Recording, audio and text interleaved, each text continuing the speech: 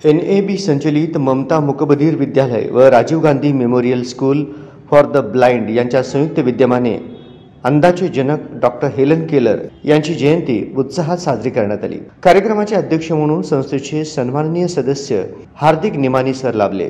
सदर कार्यक्रमात प्रमुख पाहुणे म्हणून शाळेचे डोनर मीनाक्षी मॅडम व माजी हस्तकला शिक्षिका नीता देशपांडे मॅडम उपस्थित होत्या। कार्यक्रमाचे प्रास्ताविक सौ मेधा जोशी मॅडम यांनी केले। प्रमुख पाहुणे माजी हस्तकला शिक्षिका देशपांडे मॅडम यांनी डॉक्टर हेलन केलर यांच्या जीवनाचे सार अभ्यासपूर्वक विद्यार्थ्यांसमोर मांडले। प्रमुख मान्यवरांच्या हस्ते डॉक्टर हेलन केलर यांच्या प्रतिमेचे पूजन करण्यात आले।